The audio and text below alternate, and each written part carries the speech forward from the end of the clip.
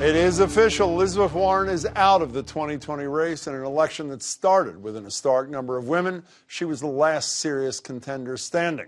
So as the race moves on with two white men pushing 80, it's hard not to wonder what role Warren's gender played in her fall, an issue she almost addressed today.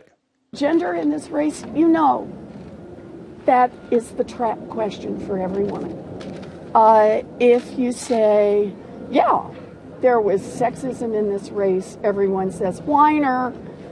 And if you say, no, there was no sexism, about a bazillion women think, what planet do you live on? I promise you this, I'll have a lot more to say on that subject later on. Joining me are two people who have something to say about the subject now. My radio co-host, Margery Eagan. Hello, Margery. And Wilnelia Rivera is founder of Rivera Consulting and chief strategist for Congresswoman Ayanna Pressley's campaign. Pressley, by the way, as you know, is co-chair of Warren for President. It's good to see you, too. So here's a national poll from as recently as September of this year where Warren is leading the field nationally. Then, as you know, 2 days ago, distant third in her own state. What happened? Centrists and moderates came together to stop the progressives. So it's a campaign issue. It's not a gender issue? Look, I think we can point to the gender issue the same way that Senator Warren has, which I think it's a long conversation to have, and I think that there's a lot of analytics and data that we can also look at in a couple of months to really understand how it happened. But I think to make it about gender at this stage, it will make it more about her and less about the party in the primary moving forward. Well, you know, you have cited a poll about 3,000 times that I'm going to put up that is one of my favorites on the issue, too. This is an Ipsos poll from June of last year. Are you comfortable with a female president? 74% say yes. Is your neighbor comfortable with a woman president?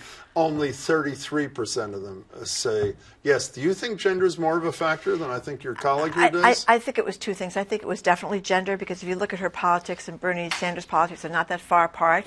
But you know, and Bernie Sanders somehow gets away. I've said this a million times. His hair's all over the place. He's pointing. He's screaming. He sounds very crabby. Less crabby after his heart attack. He seemed to have a new lilt in his step or something. But it's amazing to me that she was doing so well, and she had that. I think the idea that she could get along with people better than Bernie Sanders, and yet she goes down in the polls and he does not. So I think it had a lot to do with sexism. I would argue, I think no matter who you support, she was the best debater, I think, without a close second. She's the only one who had at least that level of detail in her plans. The American people say they want to know details. So if the campaign was that good in that regard, by the way, she started falling long before there was consolidation, as you know, of the so-called moderate forces. Are you willing to give a little more room to the fact that America seems not to be ready for a woman president? I'm ready to vote for a woman, just not that woman we hear all the time. Look, the truth is that gender played a huge part, but I think what Senator Warren's trying to do at this stage is not make it about gender, because it would create a distraction at a time when we're actually trying to still get through a primary and still beat Donald Trump, right?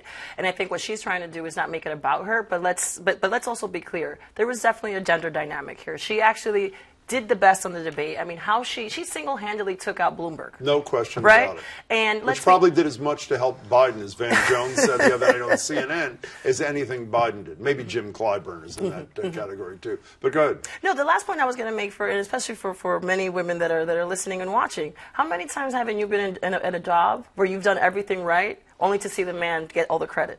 And I think that this is the same exact situation, that other men are getting the credit, this time Biden, and he's benefiting from it. You know, I did a little research today. Somewhere in the neighborhood of 6 countries have had women leaders. We have, I think it's 9 or 10 woman governors now, which is just one step below. Why has the step from the State House to the White House been so impossible for just a couple centuries and a half? Well, we didn't do very well in Massachusetts until recently, did we? That is totally true. Women. You know, one of the last, by the way, to elect women statewide. We just are more picky about women. I had a guy today call on the radio, and he said, well, I couldn't vote for her because she was a liar. So what'd she lie about? I said, well, she said she lost her job because she was pregnant, and she did probably lose her job because she was pregnant. We nitpick about women. It's like, you know, I'm ready for a woman president. I just don't like that woman. I don't like that woman. I don't like that woman. But I think another big factor, besides the gender thing, was that people are so nervous, if you're a Democrat, about getting rid of Donald Trump, that when Biden did so well, I think that people thought he was a safer bet, even women that may otherwise have voted for Warren. You know, it seems to me also that it's the nightmare is you get infected by the downside of the woman who went before you. I mentioned last night on the show, Jennifer Rubin wrote a piece in the Washington Post about the whole notion about why she was, quote, so risky. Well, she was so risky because Hillary Clinton was such a horrible candidate. So if Hillary Clinton was such a horrible candidate as a woman, then by definition or extension, she must be such a No, I'm serious about it. At least that's one woman's thesis that I find pretty plausible, actually. Oh, well, I mean, I think in a bigger picture, and I'm listening to both of you, is that we have a cultural problem in this country. We don't like seeing women lead. Yeah. It's great when there are moms. It's great when there are grandmothers.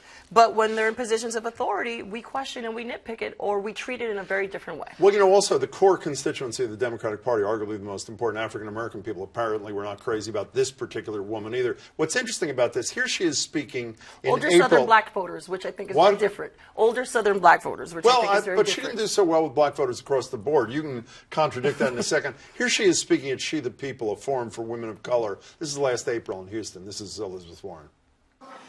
We have a real problem in the criminal justice system, and it is a race problem. We need to address that head on.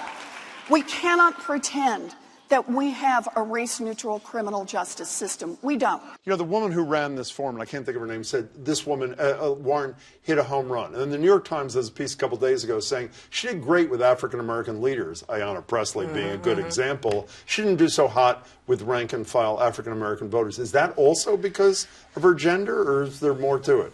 Well, I think there's more to it there. I think at that point, when coming out of New Hampshire, the media coverage started shifting at that point dramatically in terms of how they were covering Biden versus how they were covering Sanders and Warren, right? So I think that has more to do with how the media was covering the debate at that point. Excuse me, not the debate, but the coverage, and especially as we were making a pivot to South Carolina. And given how poorly she did do in South Carolina, that creates an effect because South Carolina was before, right? And Nevada was a week before that. And because she had pretty poor showings amongst Latinos in Nevada and then black folks in South Carolina, I think that also sends a different kind of message as well. But she arguably had the best debate performance in Nevada, as you said a minute ago, basically knocking Bloomberg out of that race, which transferred into nothing in South Carolina. So assuming, for argument's sake, if gender is either the major factor or a factor, I think we can agree on that. How does this change? Do we just wait for the perfect woman candidate as if there is one? I think the first woman president is going to be a Republican. I know. Why do you think? I don't know. I just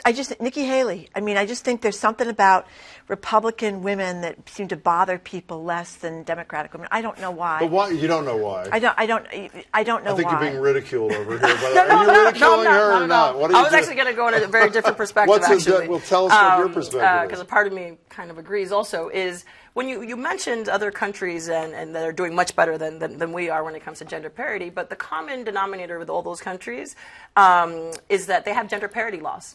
And those gender parity laws create a floor for women to be able to reach those levels of higher government. We don't have that in this country. We still leave it to culture and chance for women to be promoted into different positions, whether that's CEO of a company or CEO of our country, right? And I think short of gender parity laws, I don't think we can just leave it to culture. Yeah, I think we nitpick women in a way we just don't nitpick men. It's, Elizabeth Warren wore the same thing every day. I thought it was a really good thing because when Hillary ran, it was the pantsuit, what color's the pantsuit, the hair, the this. She looked the exact same way every day, so we eliminated that. But how often do we obsess over the outfits? I mean, and the guys today, oh, she lied about this, she lied about that. And you ask, well, what lies? And he doesn't know what he's talking about.